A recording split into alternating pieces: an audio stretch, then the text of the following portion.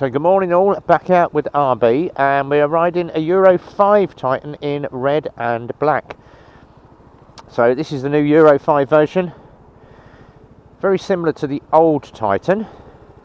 What I will point out is different exhaust guard on the new Euro 5s. If you remember, the old Euro 4s had a plastic cover and then you had a metal inner. These were prone for shaking the exhaust guard bolts loose. So obviously they've replaced it now with just a solid metal one. Something slightly different on that. Looking round the bike though, it's near enough the same. See, a little bit easier. Got a little bit of an extra hole to get into there to just get to all your controls. Makes it easier to change all your buttons up should you have a faulty button. The mirrors on this, as always with the Titan, 100%, which is what I love out of mirrors. 100% view of the road behind, and you can sit yourself right back in the seat, or you can come forward. I've still got 100% view of the road. Finally, some decent mirrors on a bike where I can see absolutely everything. Now, if you are after a Euro 5 Titan, yes, they have gone up in price. All Euro 5 bikes have all increased in price. Unfortunately, that is just due to lockdown, getting bikes from China, Japan and overseas, and the price of containers. Now obviously the new Titans are now priced at 1799.99, so 1800. But for a Titan, it's still a damn good scooter, probably one of the best scooters out if you run them in correctly. Now obviously the service mileage has all changed, the warranty's all changed, which means if you are looking at getting one of these, the service intervals have lengthened up now, which are 500, and then obviously 3,000 miles on a 125, which is great. So it means your service intervals are a little bit longer out. If you happen to have or sell a bike, the warranty is now transferable to the second owner. But as I say, with all bikes, you must run these in, and we ride test at 40 to 45 mile an hour. Gives a little bit more longevity to the engine. So as we always say, take your time on them, run the bike in. Don't go ragging it up to full speed in the first 500 miles. Take your time with it. It's a brand new bike. Get used to it, nice and gentle with it. Treat it with some respect, and it will last you a lifetime. If you're going to absolutely rag it around like a loon in the first few weeks, it's not going to last you 5 minutes.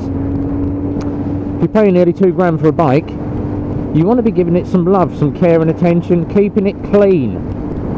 And as I always say, my good old favourite, the ACF50, that anti-corrosion spray, or get yourself a decent rust blocker. Loads of them available, eBay, Amazon, bike shops. Bike shops normally do the ACF50, and I swear by ACF50, absolutely love the product. They should be sponsoring me for the amount of times that I plug ACF50 on a bike.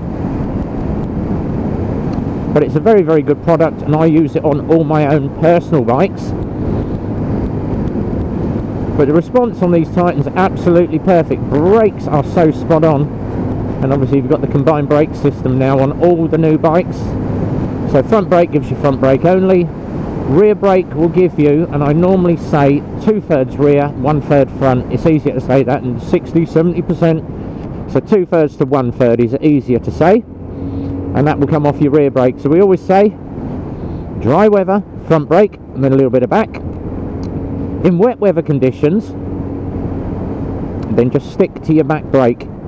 You don't want to be grabbing handfuls of front brake when you're going down the road. Big grab of front brake and wash your front end out.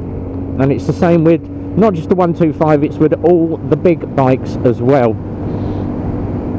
And you should be watching your road speed coming in. A lot of people that obviously dump bikes front end or wash the front end out is down to riders, and it's just the fact coming too hot into a road and braking too hard, or just grabbing at the front brake. If you want to get some brake force on the front, you apply what is called progressive brake pressure. So it's squeeze, squeeze, squeeze, squeeze, squeeze, and harder. And I will just demonstrate that now. So a little bit of squeeze and gradually bringing the brake pressure on. Now I'm turning and still applying brake force to the front of the bike. As long as you've got that downforce on the front end, even if you are cornering, that progressive brake pressure will get you some stick and traction on that front wheel. But these Titans corner absolutely perfectly, and they do a fantastic job. They hold the road very, very well. Now the other issue people are saying, oh, nylon tyres, I wouldn't touch a Chinese bike with nylon tyres. I'm an old biker, so I've been going since about 1970 when I rode my first bike. And obviously I had loads of bikes in the late 70s, early 80s, and my road bikes always had nylon tyres. The old Japanese bikes had a lot of nylon tyres, and I've never had an issue riding any of my bikes or any of the customers' bikes that have the nylon tyres on. And it's once again adjusting your riding to the road conditions. So if it's wet, you're going to be taking it a little bit easier. If it's damp or icy, you're still going to be taking it easy. On a nice warm day like today, where you've got nice warm roads, lots of traction, not a problem. But on nylon tyres, on a wet or a dry, damp day, or it's been a really sunny day and the roads, it's literally just rained, you are going to get a greasy road. So it's adjusting yourself to those road conditions. 90% of accidents, apart from the odd car driver causing them, is normally rider error. And it's either going to be riding out of your limits, so pushing yourself too hard, or riding not in accordance with the road conditions. So you're not going to be flying around at 70 mile an hour on a wet day, coming into junctions hot and squeezing at the front brake. You're going to be taking your time. You're going to be leaving your space cushions, and the big thing we go on about is these space cushions, a good distance from the vehicle in front. When you are pulling up at junctions, space yourself to the offside or the inside of a vehicle. Now I've gone to the outside of this van, simple reason being, if a car decides he's coming in a little bit hot behind me and I'm off to the offside or the inside, there is a gap for that car to get out the way of me. I am not going to become the sandwich between the vehicle behind and the vehicle in front, which is where you'll find a good percentage of the accidents happen there. Car drivers don't see you, last minute they do, and oh Christ, and you've become that sandwich. Other thing is obviously riders going too fast for the situation and coming in a little bit hot and then realising, oh god, I can't brake because I'm too close to the car in front, and you've not left yourself enough gap to stop. So good space cushions. Now obviously I've got really good mirrors on this, but I am still shoulder checking all the time. I make sure that I constantly shoulder check when I am driving, and I'm still checking mirrors. I still tend to look at the mirrors, but there's nothing worse than obviously going into a corner, doing a couple of shoulder checks just to make sure there's nothing up the inside of you when you're coming back in. Obviously watching for sides of vehicles coming out of junctions, that is another big one. And I can demonstrate this here because there is a nice little turning coming up. So I'm now going to be fixated on that junction just to my left here. Is there anything going to be coming out? Is there a car coming out of that junction? No, the road is clear, so I can stay on the power. Obviously if there was a car coming up to the junction, I'm going to be backing off the throttle, covering my brakes and making sure that there's not going to be pulling out. Has he noticed me? And you can pick all this stuff up on YouTube if you go to a channel called Dan the Fireman, DDFM, which I'm a member of the crew. I'm a gold member of the crew, and we analyse all these crashes. What did the rider do wrong? How could he have got out of it? How did he leave his emergency escape route? Coming up to junctions, yes, I've got a green light, but I'm still shoulder checking to make sure I've got nothing up the inside of me and nothing down the outside lane as well. So what I'm going to do, we're going to pull in. I'm going to pop to my local bike dealer to pick some parts up while I am out test riding for another motorcycle. So we're going to pop into Grafton Honda. We're going to wind the video up here, and then I'm going to pop back onto the video once I have picked up the parts. A few moments later. So back on the road and carrying on with this test ride that we are doing, and just pushing her through the corners, absolutely perfect.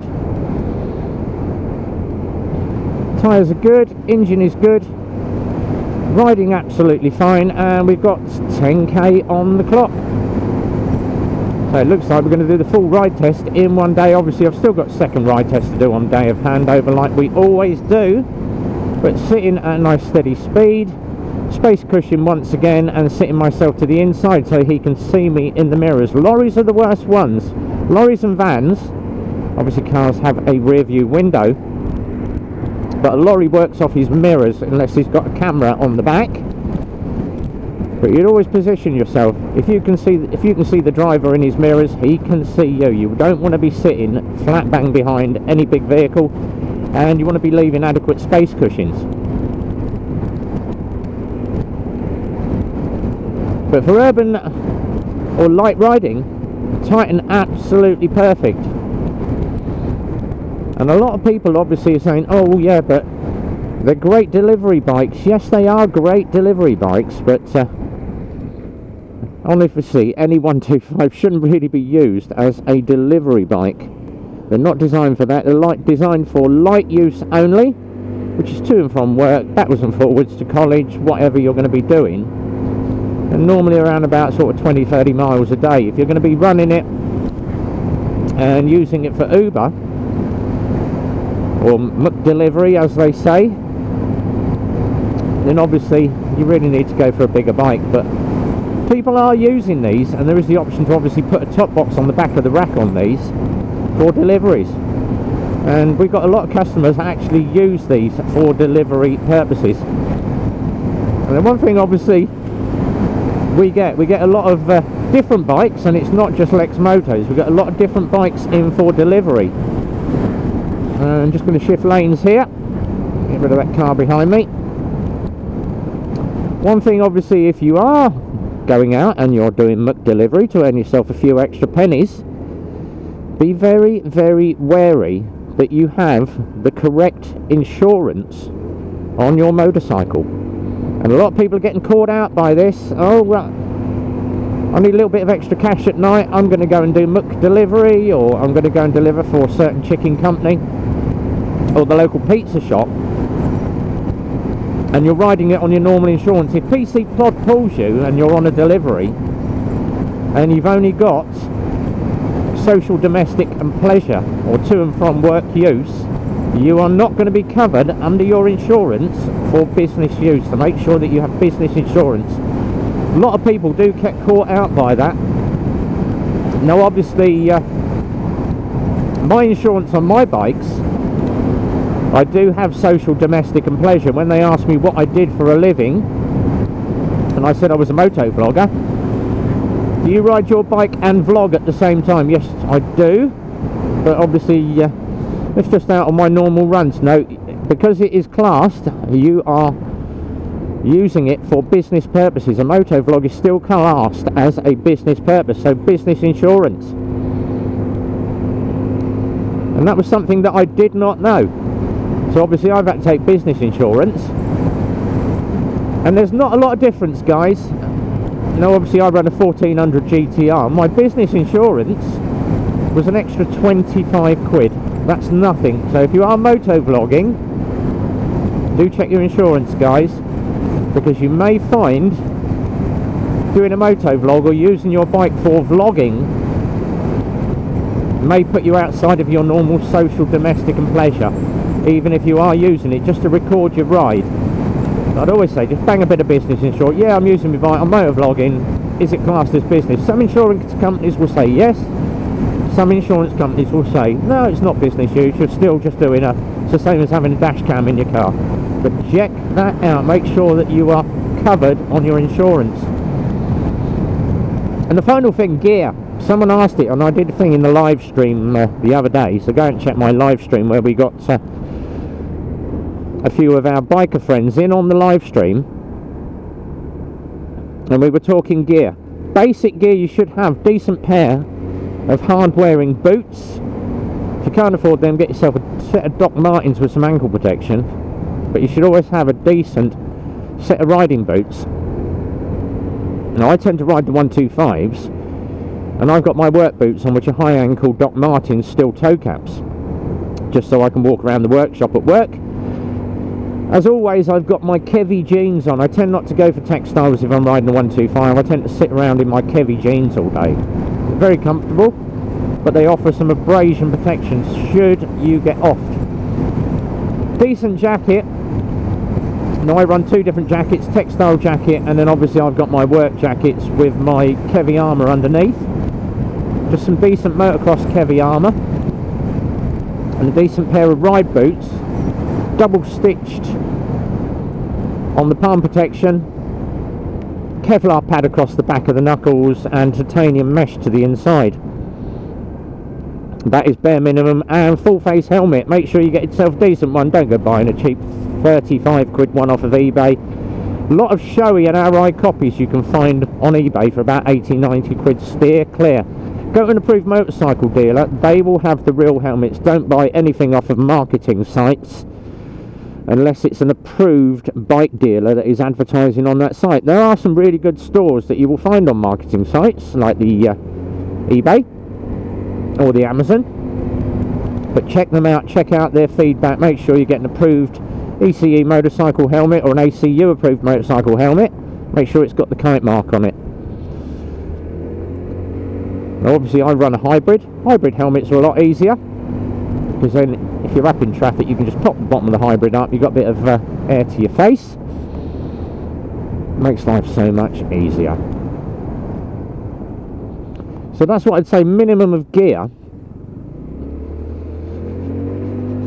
So we are 15k in on this one, and she's riding like an absolute beauty. Never have a problem riding a Titan. I absolutely love these scooters, and I'm not a scooter lover personally. Personal opinion, I don't like cruisers. I'm into them now, but I never was. Never a scooter lover, and I wasn't a lover of electrics, but my whole approach to bikes now has just changed totally. And I've gone a little bit off the sports bikes now, obviously with my back injury, which is still ongoing. Hence why I bought the GTR and got rid of the ZX7, which is still up for sale, if you're interested in that bike. But I still like my sports bike, which took the Kawasaki 636 out the other day. Absolutely love riding it, till about an hour after when I had a bad back. But as for scooters, bolt upright riding position, legs tucked in nice length to the arms, and it's a very comfortable ride. If you're doing an urban commute, then this is going to be the one for you. Absolutely beautiful, rides perfect every time. So 16k in, I'm going to head back to the garage, ride test over. Nice long ride test done on this one. One more ride test to do just before we hand the bike over. If you enjoyed the video and me waffling on as always, give it a thumbs up. Comments down the bottom. What do you think of the new Euro 5 Titan? Have you bought one? What do you think of the increase in bike prices? Has it put you off? I mean, obviously a lot of second-hand bikes changing hands for big money at the moment. See the next video up. Don't forget, hit that notifications bell. That will tell you when the next video is coming up in line. If you happen to be local to Milton Keynes, or you're in the area within about 20-30 miles, a couple of bike meets that go on. Newport Pagnell every Tuesday at the pub up in Newport Pagnell. Find out on the Facebook page Biker Friends Milton Keynes or Bikers MK. Loads of bike clubs in Milton Keynes and Facebook pages. Wednesday is normally the pub meet for the big boys, the GTR guys. That's out at the Swan at Northall, and Simon Maxwell tends to hang out there. Simon GTR 1400. Thursday, Oakley Motorcycle Club over towards Bedford. That's every Thursday. 382 bikes over there last week. We should probably go up this Thursday and do a little vlog on it, which happens to be today, if I can get out on the bike. And of course Sunday, the obligatory Super Sausage Run. Can't beat having a run to the Super Sausage on a Sunday. And a couple of motovloggers to follow this week. if you haven't seen Jim Diesel's new bike, Jim Diesel with the Aprilia, he has now gone Team Kawasaki. Well done, Jim. Team Green, although his bike is orange. He has bought a Kawasaki. Go and check out his new bike. I absolutely love it. Good choice of bike there, Jim. You've really got yourself an investment there. So he's got rid of the Aprilia, he's got a Kawasaki. We're on the way back to the garage. As always, if you're into a new or used motorcycle from 125 up to 1000cc, link down the bottom, www.eclipsemotorcyclesmk.co.uk. Telephone numbers down there, 01908 643 603. And most people should know this road by now, because this is where we normally finish off the vlog. So until the next time, guys, when we're out riding with RB, and we'll find out what bike it is next on the next video. Until then, be well, ride safe, and as always from RB and the crew at Eclipse Motorcycles, it's a big goodbye from me.